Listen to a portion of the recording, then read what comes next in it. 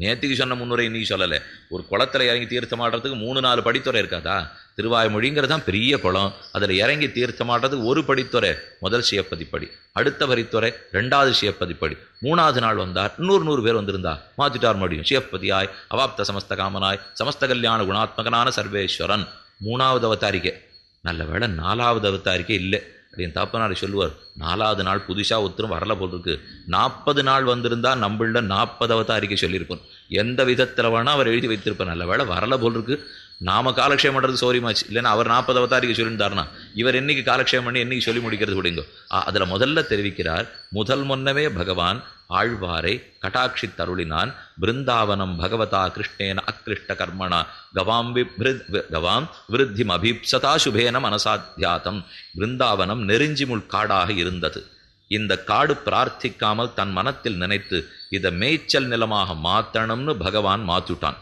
அதே போல மாறி மாறி பல பிறப்பும் பிறந்து கொண்டிருந்த ஆழ்வாரை இவரை நம்மாழ்வாராக ஆக்குவோம் என்று பெருமான் தான் தன் திருவுள்ளத்திலே முடிவு செய்தான். முதல் முல்லமே இவரை பகவானை பற்றி பாடும்படி ஆக்கிவிட்டார்னா நான் என்னவா இருந்தேனே எனக்கு தெரியாதுன்னுட்டார் அவர். வரவார் ஒன்று இல்லையால் நான் ஏன் இப்படி இருக்கிறேன் பாட முடியறதுன்னு எனக்கு தெரியல. வாழ்வினிதால் தெரியலேங்கிறீரை எப்படி வாழறீன்னா அது இனிக்கிறது, வாழ்க்கை இனிக்கிறது. ஆனால் ஏன் இந்த இனிக்கிற வாழ்க்கை எனக்கு கிடைச்சதுன்னு தெரியல. நீரேதான் அதுக்கு செய்தீரான்னா இல்லையே, நான் ஏதும் பண்ணதாகவும் தெரியவில்லை. அவனே இந்த வாழ்க்கை எனக்கு கொடுத்திருக்கிறான். அப்போ நாம் பிரளய சாகரத்தில் கடந்த நாள்லேருந்து முயற்சி எடுக்கிறதாரு பகவான் தான் முயற்சி எடுக்கிறார். இவ்வாழ்வாரிடத்தில் அவர் காட்டியிருக்கிற பிரேமம், ஆழ்வாரிடத்தில் அவனுக்கு இருந்த பிராவண்யம்ங்கிறது அதை பார்த்தோம்னா பேரு தப்பாதுன்னு நிச்சயமாக தெரிஞ்சு விடலாம். ஆனால் அந்த ஆழ்வாரே சும்மா இருக்க மாட்டேங்கிறார். இவ்வளவு தூரம் பெருமான் அவர் ஆசைப்பட்டு அழைச்சின்னு போயிருக்கானோ இல்லையோ, அவர் பேற்றுக்கு துணியாமல் பேரு தப்பாதுன்னு இருந்தாமல் பேற்றுக்கு துவரித்து கொண்டிருக்கிறார். அழகான ஆழ்வாருடைய ஒரு பாசுரம். வராகப் பெருமானாக இருந்துதான் ஆழ்வாரையே தேர்ந்தெடுத்தானாம் எம்பெருமான். பெருங்கடலார்தம் பெருங்கண்மலர் புண்டரீகம் நம்மேல் ஒருங்கே பெறட வைத்தார். வராகப் பெருமான் உயர்ந்த அவதரித்து குரமத்தியகதோயஸ்ய மேருகு கணகணாயத்தே. உயர்ந்த அவதாரம் பெருங்கடலார்னு தமிழ். அதே போல மகாவராகா ஸ்புடபத்மலோச்சனான்னு விட்டு புராணத்தில் பராசரர் தெரிவிக்கிறார். அவனுடைய திருக்குழம்பில் பெரியமேரு கணகணப்ப திருவாகாரம் குலுங்க நிலமடந்ததனை இடந்து புல்கி கோட்டிட வைத்தொருளி என் கோமான்னு ஆழ்வார் சாதிக்கிறார். அவனுடைய பெருமானுடைய திருக்குழம்பிலே மேரு பர்வத்தம் அகப்பட்டு கொண்டு கடகடான்னு சத்தம் போடுறதான். மேரு குழம்புல அகப்பட்டுக்கணும்னா எவ்வளவு பெரிய குழம்பு, எவ்வளவு பெரிய திருவடி, எவ்வளவு பெரிய திருமேனி இருக்கட்டும். அந்த திருமேனியோட சுத்து முத்தும் கண் பார்வையை படர விடுகிறான் எம்பெருமான். யாரேன்னு நமக்கு ஒரு ஜீவாத்மா கிடைப்பனா, அவனை கொண்டு லோகத்தை திருத்துவமானு சுத்தி பார்த்தானா தெற்கு கோடியில் இருக்கிற ஆழ்வார் திருமேனியில வந்து கட்டாட்சம் உழுந்துருச்சு. அவர் எங்கேயோ வளர்ந்து நின்னார். அங்கிருந்து பார்த்தா எப்பவுமே தெற்கு தாழ்ந்தது வடக்கு வசந்தது இல்லையோ அப்படின்னு சொன்னது. நிலம் மேடா இருக்கும், தெற்கு கீழா இருக்குங்கிறதுக்காக சொன்னேன். வடக்கு நிலம் மேடா இருக்கும், தெற்கு நிலம் தாழ்ந்திருக்கும். அப்போ மேலே நின்றுட்டு வராக பெருமாள் பார்த்தாருன்னா எப்படி ஜலம் ஓடி வரும்? கருணா கட்டாட்சம் தெற்கு நோக்கித்தானே ஓடி வரணும். அதனால தான் ஓடி வந்து ஆழ்வார்த்தனருக்கு படுத்து கொள்ளும். அது கீழே திருநெல்வேலிக்கு பக்கத்தில் ஸ்ரீவைகுண்டத்து பக்கத்தில் ஆழ்வார் இருந்தார். கட்டாட்சி சுட்டார். அன்றிலிருந்து ஆழ்வாராக ஆகி போனார். அப்போ முதல்ல வராக அவதாரத்தில் பகவான் கட்டாட்சித்ததே தான் ஆசைப்பட்டு பெருமான் ஆழ்வாரை கட்டாட்சித்தான். இன்னைக்கு அப்பங்கோவில்ங்கிற இடத்துக்கு எழுந்தருளுகிறார். ஆழ்வார் திருநகரி அவதார ஸ்தலம்தான். ஆனால் அதிலிருந்து ஒரு 3 மைல் தொலைவில் இருக்கிற அப்பங்கோவில்னு ஒரு சின்ன ஆஸ்தானம். அங்கே சேவிக்கிறதுக்கு போனீங்கன்னா ஒரு மேடை இன்னைக்கு இருக்கு, ஆழ்வார் அவதரித்த மேடை. அங்கேயே பெருமாளும் எழுந்தருளி இருக்கிறார். ஆண்டுக்கு ஒரு தடவை ஆழ்வாருடைய உற்சவத்தும் போது அப்பங்கோவிலுக்கு எழுந்தருளி சங்குப்பால் அமுது செய்கிற உற்சவம் அப்படின்னு ரொம்ப முக்கியமாக அந்த இடத்துல நடக்கிறது. ஆழ்வாருக்கு நவநீத சோர கண்ணனை போலேயே ஆழ்வார் தவழ்ந்து திருக்கோலத்தில் சாத்தி மேலேருந்து உரியில் வெண்ணையை போல சாத்தி வெண்ணையில் ஆழ்வார் கையை வச்சு வெண்ணெய் எடுத்துன்னு சாப்பிட்றாப்பில் ஒரு திருக்கோலம். இது ரொம்ப ஆச்சரியமாக அந்த இடத்துல சாத்துறார்கள். குழந்தை ஆழ்வார் அன்னைக்கு தான் அவதாரம் பண்ணியிருக்கார். அதனால் ஆழ்வாருக்கே குழந்தை திருக்கோலம் சாத்திருவா. அந்த அப்பங்கோவிலில் தான் ஆழ்வார் அவதரித்தார். தொலைவில்லிமங்கல தெம்பெருமானுக்காகவே வாழ்ந்தவர் ஆழ்வார் திருநகரிக்கு வந்தார். திருப்புலி ஆழ்வார் அடியில் போய் உட்கார்ந்து விட்டார். அன்னிலிருந்து உண்ணவில்லை, உறங்கவில்லை, ஒன்றுமில்லை, பால் குடிக்கவில்லை, கால் உதைக்கவில்லை, அழவில்லை, ஏதுமில்லாமல் பகவத் பக்தியாலே நிரம்பி தானே பகவானை பற்றி யோக மார்க்கத்தில் அனுபவித்து கொண்டே இருக்கார்.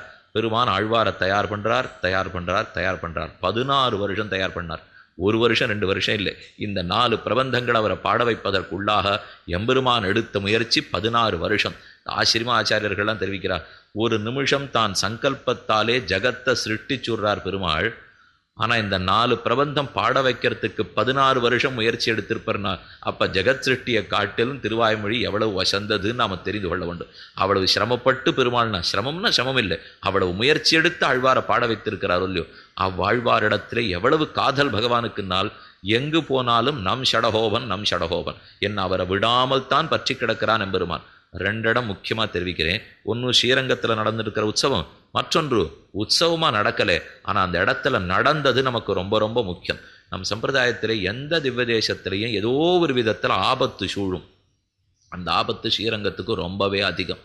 அதுவும் சுமார் ஒரு 1320 311 வச்சுங்க, ஒரு 1311 1371 இந்த 60 வருஷத்துல ஸ்ரீரங்கம் பட்டபாடு ரொம்பவே அதிகம். யாருடைய படையெடுப்போ, முதல் படையெடுப்பு, 2ஆம் படையெடுப்பு, 3ஆம் படையெடுப்பு, இந்த சமயத்துல நம்பெருமாள் நம்மாழ்வாரிடத்துல காட்டின காதல் வாய்ப்பு ரொம்ப முக்கியமான காதல். அது ஒரு அர்த்தம் என்னதுன்னு தெரிவிக்கிறேன். அதற்கு முன்பாக பெருமானை பற்றி ஆழ்வார் என்ன தெரிவிக்கிறார்? அவர் தான் வந்தார், வந்து என்னை கை கொள்ள வேணும்னு ஆசைப்பட்டார். நான் ஒரு எண்ணம் வச்சுட்டு இருந்தேன், அவர் ஒரு எண்ணம் வச்சுட்டு இருந்தார். ரெண்டுத்துல எது வசத்தின்னு பார்த்துருவோம். இப்போ அவர் கண்டிப்பாக கொடுப்பார், நம்ம இடத்துல அவருக்கு ஆசை அதிகம்னு கொள்ளலாமா, அல்லது நாம தான் அவர் அடையறதுக்கு முயற்சி எடுக்கணும்னு கொள்ளலாமான்னா, என் முயற்சி ஒரு அசத்சமமான முயற்சியே இல்லை. பகவான் எடுத்தார், வாரிக்கொண்டு உன்னை விழுங்குவல் காணிலென்னு ஆர்வுத்த என்ன ஒழிய என்னில் முன்னம் பாரித்து தான் என்னமுத்த பருகினான். ஆழ்வாருடைய பாசுரம். உன்னை எப்ப சேவிக்கிறேனோ உடனே வாரிக்கொண்டு உன்னை விழுங்குவன், நல்லா அக்கார் அடிச்சில் அதை போல உன்னை நினைச்சிட்டு அப்படியே வாயில போட்டு சாப்பிடணும். வாரிக்கொண்டு உன்னை விழுங்குவன் காணில் என்ன ஆர்வுற்ற, இவ்வளவு ஆரத்தாறு நான் இருந்தேன். ஆனால் பகவான் முதல்ல ஆழ்வாரை பார்த்தாரோ இல்லையோ, என்னில் முன்னம் பாரித்து தான் என்ன முத்த பருகினான். எனக்கு முன்னாடி பகவான் பாரிச்சு, நான் அவர் என்ன பார்த்த உடனே என்ன சக்கர பொங்கலா அவர் வாயில போட்டுட்டார். நான் அவரை பார்த்த உடனே பண்ணணும்னு நினைச்சிருந்தேன், ஆனால் அதுக்கு வாய்ப்பே கொடுக்காமல் என்னை எடுத்து அக்காரடிச்சல அவர் சாப்பிட்டார்னா, இது தான் ஆசைப்பட்டது, பகவான் ஆசைப்பட்டது. இந்த ரெண்டுத்தையும் இப்போ அத்தியனோத்சவம் ராத்து 10 உற்சவம் வந்ததுன்னு வச்சுங்கோ, அந்த சமயத்தில் நீங்கள் ஸ்ரீரங்கத்தில் கண்கூடாக சேவித்து கொள்ளலாம். ஒரு 12 மணிக்கு புறப்பாடாகும். ராப்பத்து உற்சவம் 12 மணிக்கு புறப்பட்டு வைகுண்ட வாசல் வழியாக வெளியில் வந்து சந்திரபுஷ்கரணி கரையா வெள்ளையள்ளி உள்மணல் வெளிக்கு வந்துடுவோம். பூச்சாத்தி உற்சவம் நடக்கிற மண்டபம் சேவிச்சிருப்பிலே பட்டாபிராமர் சன்னதி இருக்குது. இந்த பக்கம் மேலே பட்டாபிராமர் சன்னதி, கீழே பட்டாபிராமர். அந்த சன்னதிக்கு நடுவில் இருக்கிற பூச்சாத்தி மத்சவம் உண்டவும். அந்த மண்டபத்திலேருந்து நேராக பந்தல் போட்டிருப்பா. பந்தலினுடைய இந்த பக்கத்திலே, அதாவது தவுட்டர் வாசலினுடைய எதிர்பக்கத்தில் அந்த பந்தல்ல தான் 3 பேர், பராங்குஷ பரகாலை யதிவராதிகள், நம்மாழ்வாரும் திருவங்கியாழ்வாரும் ராமானுஜரும் இப்படி எழுந்துருளிருப்பார். பெருமாளை பார்த்து, பெருமாள் அவர்களை பார்த்து எழுந்துருளிருப்பார். அங்கிருந்து சட்டுன்னு புறப்பாடாகும். ஆகி வேகமாக புலிப்பாய்ச்சல்ல இவாளை நோக்கி வருவர். இந்த பாசுரத்தில் என்ன இருக்குன்னு பார்த்துங்கோ. நீங்கள் சேவிக்கு போகிறச்சே அந்த இடத்துல என்ன நடக்கிறதுன்னு பாருங்கோ. வாரிக்கொண்டு உன்னை விழுங்குவன் காணில், உன்னை பார்த்தேன்னா நான் வாரி சாப்பிட போகிறேன் என்ன நம்மாழ்வார் அம்பெருமாள் நம்மாழ்வாரை பார்த்து சொல்லிட்டு நம்மாழ்வாரை வாரி சாப்பிடணுங்கிறதுக்காக வேகமாக புறப்பட்டு வருவர். இவர் வந்த வேகத்தை பார்த்த உடனே முதல்ல நம்மாழ்வார் அப்படின்னு முதல்ல நான் உன்னை சாப்பிடணும்னு நினச்சிருந்தேன் அப்படின்னு இவர் 3 அடி முன்னாடி எடுத்து வைப்பார். வாரிக்கொண்டு உன்னை விழுங்குவன் காணில், நீ என்ன விழுங்க வர்றது, நான் உன்னை விழுங்க வரேன் பாருன்னு இவர் 3 அடி எடுத்து வைப்பார். ஆனால் பெருமான் வந்த வேகத்தை பார்த்துட்டு அதை தாங்காமல் 2 அடி பின்னாடி போடுவார். காணில் என்ன ஆர்வத்த என்ன ஒழியன்னா, நீ என்ன 3 அடி முன்னாடி வர்றது, உனக்கு இன்று தெரியும் ஞானம், நீ என்னைக்கு பிரளய சாகரத்தில் கிடந்தாயோ அன்றிலிருந்து முயற்சி எடுத்து வருபவர் நான், நீ இன்றன்னோ என்னை முயற்சித்தாய் என்ன. பெருமாள் வேகமா போய் அவரையும் அழைத்து கொண்டு அவர் 2 அடி பின்னாடி போடுவார். காணிலன் ஆர்வத்தை என்ன ஒழிய என்னில் முன்னம் பாரித்து தான் என்ன முத்த பருகினான். அவரை முழுக்க 1 நிமிஷம் அங்கிருந்து கட்டாட்சிப்பர். கட்டாட்சித்த உடனே ஆழ்வார் இல்லைன்னு அர்த்தம், பரிகுட்டார் பெருமாள்னு அர்த்தம். அதுக்கப்புறம் இந்த பக்கம் திரும்பிடுவார். வெளிமணல் வழிக்கு போய் உள்ளுக்குள்ள ஆயிரக்கால் மண்டபத்துக்குள்ள எழுந்துருள்வார். அப்ப பின்னாடியே நம்மாழ்வாரும் திருவங்கி ஆழ்வாரும் ராமானுஜர் எழுந்துருளி மற்ற எல்லா ஆழ்வார் ஆச்சாரியர்களும் வெளிமணல் வழியில கீழே எழுந்துருளி இருப்பார். அவர்களையும் அழைத்து கொண்டு பெருமாள் ஆயிரக்கால் மண்டபத்துக்குள்ள போறார்னா, அப்போ ஒரு சம்சாரி ஜீவாத்மா இவனை அடையணுங்கிறதுக்காக அவர் இவ்வளவு முயற்சி எடுக்கும் போது நாம் எதற்காக துடிக்க வேண்டும்? அதுதான் தூங்கிட்டு இருக்கேன், என்னை எதுக்கு எழுப்புகிறீர்கள் என்று உள்ள இருக்கிறவோ கேட்கிறாப்போ. நான் தூங்கிட்டு இருக்கேன்னா அவர் நான் முயற்சி எடுத்துட்டு இருக்கார், இதுல நான் எடுக்கிறதுக்கு ஒண்ணுமே இல்லையேன்னு அங்க சொல்லுகிறார். இதோட அல்ல, கீழே சொன்னேனே 1311 முதல் படையெடுப்பு நடந்தது. அப்புறம் 1323 2வது படையெடுப்பு. ஒரு பெரிய என்ன பண்றோம்னே தெரியாத பண்ணிட்டு இருக்கிற துக்குளக்க ராஜ்யம்னு சொல்றோமோ இல்லையோ, அவர் தான் அங்கே ஆண்டுந்தார். அது 1323 தான் அந்த படையெடுப்பு நடந்தது. அப்போ பிள்ளைலோகாச்சாரியர் ஸ்ரீரங்கத்தில் எழுந்துருளி இருந்தார். வேதாந்த தேசிகனும் எழுந்துருளி இருந்தார். பிள்ளைலோகாச்சாரியர் அவதரித்தது 1205, வேதாந்த தேசிகன் அவதரித்தது 1268 69. 2 பேருமே அங்கே எழுந்துருளி இருந்த காலம். இது படையெடுப்பு வந்துடுத்து, எப்படி பெருமாளை ரட்சிக்கிறதுன்னு தங்களுக்கு தெரியல. ஒருத்தருக்கு ஒருத்தர் கூடி பேசிண்டா அப்போ பெருமாளை எழுந்துருளை பண்ணிட்டு வெளியூருக்கு போட வேண்டிதான் அப்படிங்கிற நினைவோடு பிள்ளை லோகாச்சாரியர் மூடு பல்லக்கை ஏற்பாடு செய்து அதில் நம்பெருமாளையும் நாச்சியாரையும் உள்ளுக்குள்ளே எழுந்துருளை பண்ணி தனக்கு ரொம்ப அணுக்கமான சிஷ்யர்கள் திருப்புட்குடி ஜீயர், விளாஞ்சோலை பிள்ளை, கூரகுலோத்தம தாசர் இது முதலான ரொம்ப நெருக்கமான சீடர்கள் இவர்களை மட்டும் அழைத்து கொண்டு 6 கண்லையும் படாமல் தெற்கு நோக்கி போயிட்டார். திருமாலிருஞ்சோலமலை அழகர்மலை கருகில் போனார். அங்கே இன்றைக்கி இருக்குது ஜோதிஷ்குடிங்கிற இடம், கொடிக்குளம்னு அந்த கிராமத்துக்கு பேர். அந்த இடத்துல தான் ஆனமலத்தொடர்னுடைய ஒரு பள்ளத்தாக்கிலே நம்பெருமாளை உள்ள மறைச்சி வச்சுட்டு என்ன உற்சவம் கண்டருள் இருந்த எம்பெருமான் 4 பேர் கூட வைத்துக்கொண்டு பள்ளத்தாக்குக்குள்ளே நம்பெருமாள் மறைந்து கொண்டிருக்கிறார். இவர்கள் ஜாகிரதையாக தங்களுக்கு உண்ணாது உறங்காது. லக்ஷ்மணன் எப்படி காத்திருப்பனும் அப்படி நம்பெருமாளை காத்திருந்தா வயசாருது. இவருக்கு திருநக்ஷத்திரம் அதிகமாக போச்சு. இவர் 1205 அவதரித்தவர். 1323னா 110 112 திருநட்சத்திரம் தாண்டி போச்சு சொல்லு. அதனால் அவரால் முடியல. திருமேனியில் நோவு சாத்தின்னு விட்டார், ஜுரம் கண்டு போச்சு, பிராணன் போப்புறதுன்னு தெரிஞ்சு போச்சு.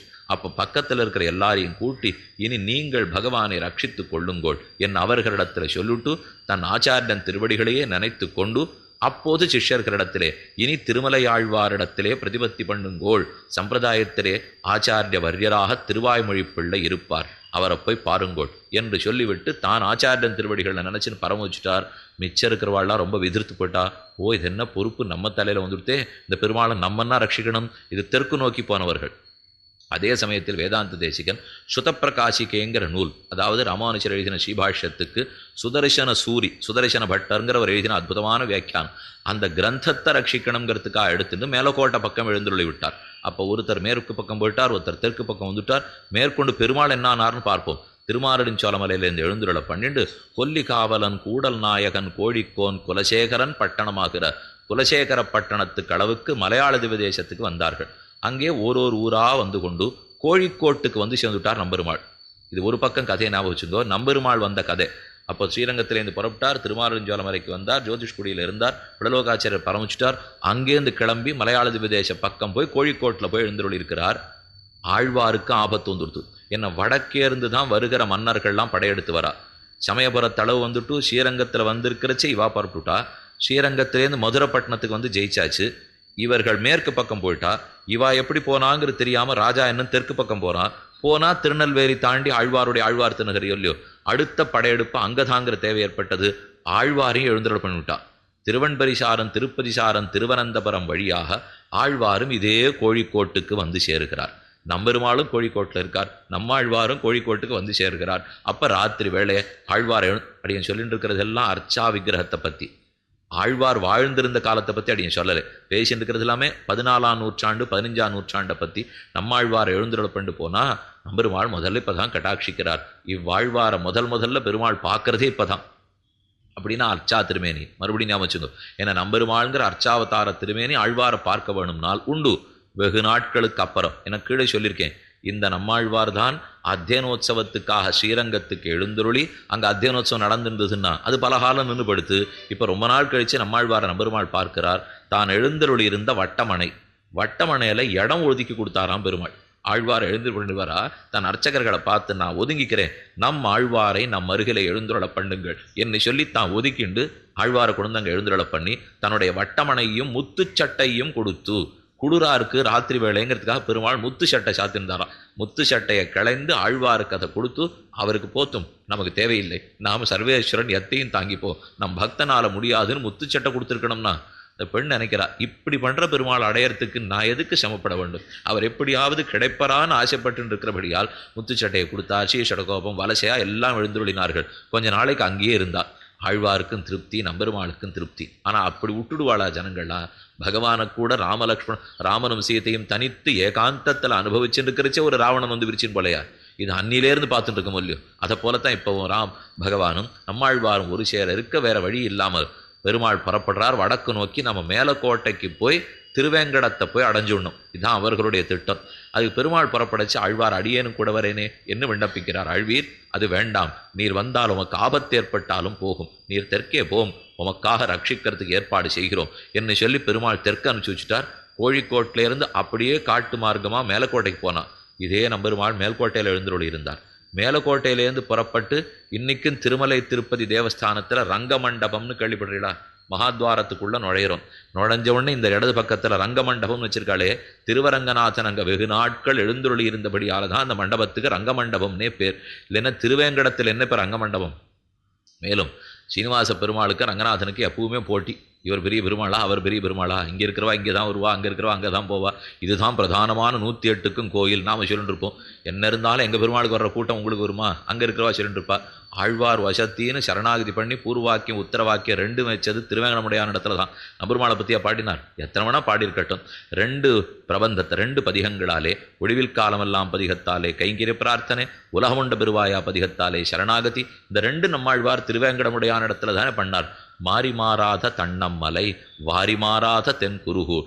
மாறி திருவேங்கடமுடையானுடைய அனுகிரகத்தாலேயே தான் நாம் பாடியிருக்கேன்னு தெரிவிக்கிறார் நம்மாழ்வார். இன்னைக்கு நீங்கள் ஆழ்வார் திணறிக்கு போங்கோ, தெற்கு திருவேங்கடத்தான் கோவில், வடக்கு திருவேங்கடத்தான் கோவில், மேல திருவேங்கடத்தான் கோவில், தெசைக்கு திருவேங்கடத்தான் கோவில்.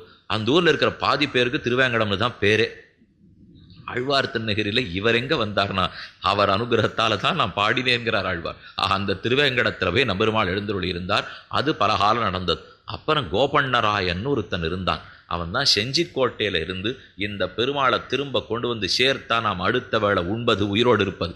அது இல்லாத வரைக்கும் நம்ம விடுறது இல்லைன்னு அவங்ககிட்ட ரொம்ப குறைச்சலான ஆட்கள் இருந்தா. 3000 வீரர்கள் இவங்கிட்டே.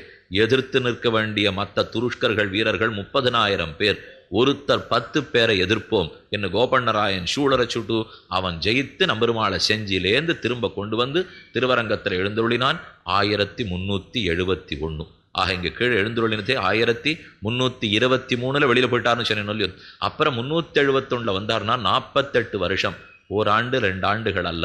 ஆக பெருமாளுக்கும் ராமனுக்கும் ஒரு சம்பந்தம் என்னன்னா, ராமனும் 14 வருஷம் வெளியில் போயிட்டார். இவர் நம்பெருமாள் இல்லையோ. சம்பிரதாயத்திலே ராமனுக்கு தான் பெருமாள் பெருமாள்னு பேர். அதனால தான் குலசேகர ஆழ்வார் பெருமாள் திருமொழியே பாடினார். நம்பெருமாள்னு ரங்கநாதனுக்கு பேர். சாமி பெருமாள் நம்பெருமாள்னா 2 பேரும் காட்டுக்கு போனாலும் இல்லையோ, என்ன வச்சுக்க வேண்டியதான். அதனால் அவரும் தான் காட்டுக்கு போனார், இவரும் தான் சென்றார். இது நம்பெருமாள் சரித்திரம். ஆழ்வார் தெற்கு நோக்கி வந்தாருன்னு இல்லையோ, கிழக்க பார்த்தா கள்ளர் பயம், மேற்க பார்த்தா கள்ளர் பயம், தெற்க போனோம்னா வந்திருக்கிற படையெடுப்பாளர் கூட பயம்.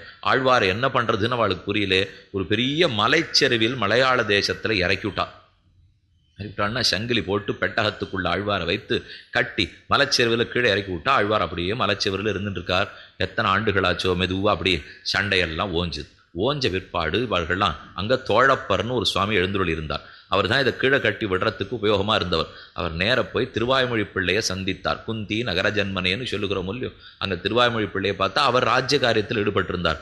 அவர் திருவிதாங்கூர் மன்னனுக்கு ஒரு கடிதாசி எழுதி ஓலை எழுதி கொடுத்தார். இந்த மாதிரி உம்ம தேசத்துக்குள்ளே எங்கள் ஆழ்வார் இருக்கிறாராம், நீர் பார்த்து ரட்சித்து கொண்டு வர வேண்டும்னு சரின்னுட்டு ஆள் அனுப்பிச்சு அங்கேருந்து கீழேருந்து மேலே எழ பண்ணி விடலாம். எல்லாரும் வந்தா பெட்டியோட கீழே மலைச்செருவில் ஆழ்வார் எழுந்தருள் இருக்கிறார். யார் கீழே இறங்கிறது, யார் எடுக்கிறது, பெட்டி எங்கே இருக்குன்னு தெரிஞ்சுக்கிறது. ஒரு கருட பறவை சுற்றி சுற்றி வந்தது. போய் போய் போய் போய் பொட்டிக்கு மேலே உட்காந்து இங்கே தான் ஆழ்வார் இருக்கார் போல் இருக்குங்கிறதுக்காக சங்கிலியை கட்டினா. இந்த தோழப்பர் சுவாமி தான் தன்னுடைய இடுப்பில் சங்கிலியை கட்டினார். அவர் சங்கிலியோட கீழே இறங்கினார். பார்த்துட்டார். நம்மாழ்வாரை பொட்டியை திறந்த உடனே கண்டுபிடிச்சிட்டார். திருக்கண்டேன் பொன்மேனி கண்டேன்கிறா போலே நம்மாழ்வாரை அவர் கண்டார். கண்ட உடனே அவர் எழுந்துருள பண்ணி பொட்டியில் வச்சு சங்கிலியை பெட்டியில் கட்டிவிட்டு தான் கண்டது செய்தது எல்லாத்தையும் ஒரு ஓலைச்சுவடியில் எழுதி பெட்டிக்குள்ளேயே போட்டுட்டு சங்கிலியை இழுத்து தட்டினார். அவள் உடனே சங்கிலியை மேலே இழுத்துட்டா. நம்மாழ்வார் மேலே வந்தாச்சு. நம்மாழ்வாரை எழுந்துருள பண்ணிவிட்டா. தோழப்பரை மேலே கொண்டரணுமே, அவர் கீழே இருக்காரோ இல்லையோ. மறுபடியும் ஒரு தடவை சங்கிலியை கீழே விட்டா. சங்கிலியை கீழே விட்டா தன்னோட இழுப்பில் தோழப்பரத்தை சுத்தின்றார். சுத்தினுட்டு அவர் மேலே வரச்சே அங்கே குறுக்க ஒரு பாறை இருக்கிறதுல தட்டி சங்கிலி அறந்து கீழே விழுந்துட்டார். விழுந்துட்டதுனால பரம வச்சுட்டார். இன்னைக்கும் ஆழ்வார் தோழப்பர் வம்சத்தார்கள் என்னவர்களுக்கு பெரிய மரியாதை ஆழ்வார் திருநகரியிலே உண்டு. தோழப்பர் மேலே வரலே. தோழப்பருடைய குமாரர் வெளியிலிருந்து ஓன்னு அழுதார், நம் தந்தையை இழந்தோமேனுட்டு. பக்கத்தில் இருந்த ஸ்தானிகர்கள் ஆச்சார புருஷர்கள்லாம் அந்த பிள்ளையை தேத்தி, இனி ஆழ்வார் உம்மை மகனாக ஸ்வீகரித்தார்னு வைத்துக் கொள்ளும். உம்முடைய தாப்பனார் மரித்திருக்கலாம், ஆனால் ஆழ்வாருக்கு நீரினு குமாரராக இருப்பீர். நம்பெருமாள் எப்படி ஆழ்வாரை தன்னாக பக்கத்தில் அமர்த்தினானோ இனி ஆழ்வார் உமக்கு அத்தனையும் செய்வர்னு அழைத்து கொண்டு போனார்கள்னா, அப்போ அந்த இடத்துலையும் நம் ஷடகோபனுக்கு இடம் கொடும். என்று பெருமாள் தன் முத்துச்சட்டையை கழட்டி கொடுத்தார் அல்லவா. அப்போ ஆழ்வார் சரித்திரத்தில் நாம் எங்கே பார்த்தாலும் வாரிக்கொண்டு உன்ன விழுங்குவன் காணில்கிறத பார்த்தாலும், இதோ அர்ச்சாவதார திருமேன் இருக்கிற இடத்துல பார்த்தாலும், ஆழ்வார் அவதார காலத்துக்கு ஏற்பாடு செய்த வராக பெருமான் இடத்துல பார்த்தாலும், அப்ப பிறப்பதற்கு முன்னும் பிறந்த பின்பும் வளர்ந்த பின்பும் ஆழ்வாரிடத்துல பகவானுக்கு இருந்த காதல் அத்தனையோ இல்லையோ. அப்படின்னு ஆழ்வார் தைரியமாத்தானே இருக்க வேண்டும். நமக்கு பேரு தப்பாது. நிச்சயம் பகவான் இத்தனை முயற்சி எடுத்தவர் கொடுக்காத பட மாட்டார், இருக்கிறார். ஆனா அப்பப்ப அவர் கூப்பிடுறதை பார்த்தா, நீராய் நிலனாய் தீயாய் காலாய் நெடுவானாய் சீரார் சுடர்கள் இரண்டாய் சிவனாய் அயனானாய் கூறார் ஆழி வஞ்சங்கேந்தி கொடியேன் பால் வாராய் உன்னை என்னைக்கு நான் செவிக்கு போறேனோ மாக வைகுந்தம் காண்பதற்கென் மனம் ஏக எண்ணுகிறதே, எப்போ அந்த அனுபவம் கிடைக்குமோ கிடைக்குமோன்னு துடிக்கிறார். என்ன அப்ப இத்தனை பகவான் துடிக்கிறது உண்டா, இத்தனை ஆழ்வார் துடிக்கிறது உண்டான்னு ரெண்டுமே தான் உண்டு. அவரும் தான் இவரை பத்தி துடிக்கிறார். அதனால நாம பெருமான் நம்ம எடுக்கிற முயற்சியை பார்த்தா பேரு தப்பாதுன்னு இருக்கலாம். ஆனா இவ்வளவு துடிக்கிறவருக்கு நான் என்ன காட்ட போறேன் பிரதின்னு நினைத்தால் அப்ப நாம துடிச்சுட்டே இருக்க வேண்டியதான். ஏன்னா பிரதியா துடிக்கிறத தவிர காட்டுறதுக்கு நம்ம கூட்டம் ஒண்ணு இல்லையே. அவர் நம்மளை கை கொள்றதுக்காக இத்தனையும் காட்டுவிட்டா. ஆழ்வாரும் ஒண்ணு செய்தார். பகவான் தன தூரம் பரந்தண்ணிலேருந்து பண்ணியிருந்தா கூட ஓர் பாசுரம் போறோம் ஆழ்வார் அதை எப்படி திருப்பி காட்டினாருங்கிறதுக்காக. குமுருமோசை விழவொலி தொலைவில்லி மங்கலம் கொண்டு போக்கு அமுத மென்மொழியாளை நீருமக்காசையின்னி அகற்றினீர். இன்னைக்கு நம்மாழ்வார் ஆச்சரியமா உற்சவம் மங்களாசாசன உற்சவம் கண்டருள்றார் இல்லையோ. ஆழ்வார் திருநகரிலே 5ஆம் உற்சவம் 6ஆம் உற்சவம் வந்ததுன்னா மங்களாசாசன உற்சவங்கிறது ரொம்ப முக்கியமான உற்சவம். அந்த உற்சவத்தில் இது நடக்கிறது. ஒரு பெருமாளாக எழுந்துடுறார். நவதிருப்பதி கருட சேவைன்னு சொல்கிற மூலியம் அந்தந்த திவிதேசத்து பெருமான் ஆழ்வார் திருநகர்களுக்குள்ள கார்த்தால வருவர். ஆழ்வார் எல்லாருக்கும் பல்லாண்டு பாடி உள்ளுக்குள்ளே கூட்டின்னு வந்துடுவார். மத்தியானம் முழுக்க திருமஞ்சனம் நடக்கும். ராத்திரி முழுக்க 9 கருட சேவை நடக்கும். மறுநாள் பொழுது விழுந்த உடனே மறுபடியும் மங்களாசாசனம் நடந்து விடை பெற்று கொண்டு அவாவா புறப்பட்டு போடுவார். ஒரு திவிதேச பெருமானா வருவர். அரையர் சுவாமி தாளமிசைத்து அந்த திவிதேச பாசுரத்தை பாடுவர். நம்மாழ்வார் ஒரு தடவை அந்த திவிதேச பெருமான பிரதட்சணம் வருவர். கிடு கிடு கிடுகிடுன்னு அவாவா ஊர் திசையில புயப்படுவா எல்லாரும். ஏன்னா வெயில் ஏற்படுத்தினா இதெல்லாம் வைகாசி உற்சவம். வெயில் ஏற்படுத்தினா அப்புறம் 6 பல்லக்க இழ பண்ணிட்டு போகிறது. அதனால ரொம்ப வேகமாக போடுவா. இந்த ரெட்ட திருப்பதிங்கிற திவ்யதேசம் திரு தொலைவில்லி மங்கலம்னு பேர். துவளில் மணிமாட மோங்கு தொலைவில்லி மங்கலம் தொழுமிழ வேளைன்னு ஆழ்வாருடைய பாசுரம். அதாவது இவள் சின்ன வயசு பொழுதிலிருந்தே திரு தொலைவில்லி மங்கலப் பெருமானுக்காகத்தான் இருந்தாள். குழையும் வான்முகத் தேழையை தொலைவில்லி மங்கலம் கொண்டு போக்கு இழைகள் சோதி செந்தாமரை கட்பிரானிருந்தமை காட்டினீர் மழை பெய்தால் ஒக்கும் கண்ணநீரோடு அன்னு தொட்டும் மையாந்து இவள் நுழையும் சிந்தைகள் அன்னமீர் தொடும் அத்திச உற்று நோக்கியே. அம்மாழ்வார் தானே தெரிவிக்கிறார். கருந்தடங்கண்ணி கைதொழுத அந்நாள் தொடங்கி இந்நாள் தொடும் இருந்திருந்த அரவிந்தலோசனா என்னென்னே நைந்திறங்குமே. ஒரு பெருமாளுக்கு அரவிந்தலோசனன்னு பேரு, மற்றொரு பெருமாளுக்கு தேவர் பிரான்னு பேர். ரெட்டத்திருப்பதி பெருமாள் ரொம்ப ஆச்சரியமான திவதேசம். அவசியம் சேவிக்க வேண்டியது. முன்னாட்கள்லாம் ரொம்ப சித்திலமா தலையில இடிஞ்சு விழுந்துருமோடு இருந்தது. சில மகனீயர்கள் தனிகர்கள் நல்ல மனசு படைத்தவர்களுடைய முயற்சியாலே அது மொத்தம் செப்பனிடப்பட்டு இன்னைக்கு அன்றாட கைங்கரியங்கள் நன்று நடைபெற்று கொண்டு வருகின்றன. ஏன்னா 1,00,000 10,00,000 கோடின்னு செலவழிச்சு கட்டி வச்சிருவோம். அப்புறம் மறுநாள்லேருந்து 6 கோவிலை பார்க்கறது அது முக்கியம் இல்லையோ. அதுவும் இன்னைக்கு என்னன்னா நடந்துன்னு வருதுங்கிறதுக்காக தெரிவித்தேன். ஆழ்வார் பாசுரத்தில் சொல்றார். ஏழை குடையும் வான்முகத் தேழையை தொலைவில்லி மங்கலம் கொண்டு போக்கு. இந்த பெண் குழந்தை பராங்குஷனாய்க்கு பிறந்தாளோ இல்லையோ, உடனே ஜோசியக்காராளை கூட்டு ஜாதகம் எழுதுறதுக்கு பார்த்தாளா.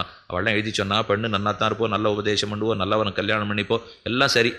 ஆனால் திருத்தொலைவெல்லி மங்கலத்துக்கு மட்டும் இந்த பொண்ணை கூட்டின்னு போகாதீங்க.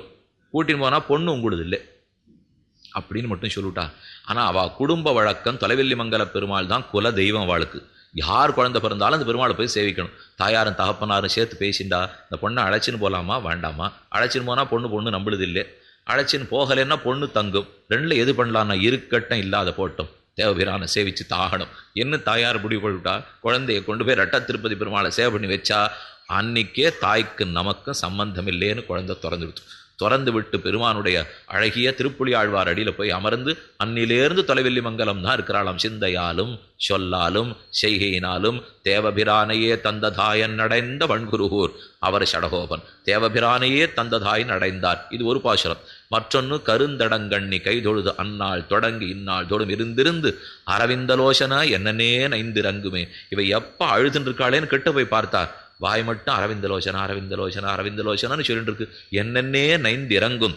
அந்த ஆழ்வாரை பற்றி தான் இந்த பாசுரம். இப்போ ஒரு திவதேசத்து பெருமாளா வந்து மங்களாசாசனம் வாங்கிக்கிறாளா. அப்போ ரெட்ட திருப்பதி எம்பெருமான் 2 பல்லக்கம் ஒன்றா தான் வரும். மற்ற பெருமாள்லாம் தனித்தனியாக வந்து பெற்றுன்னு போவா. இவா 2 பேரும் வந்து நிற்பர்கள். வந்தவுடன் ஆழ்வார் பிரதட்சணம் பண்ணுறார். பாசுரம் ஆறுது, ஆரத்தி ஆறுது. பெருமாள் புறப்பட்டு போகணும் இல்லையோ. ஒரு பெருமாளாக போக மாட்டா. 2 பல்லக்கம் வேகமாக சந்நிதி தெருவில் பறக்கும்.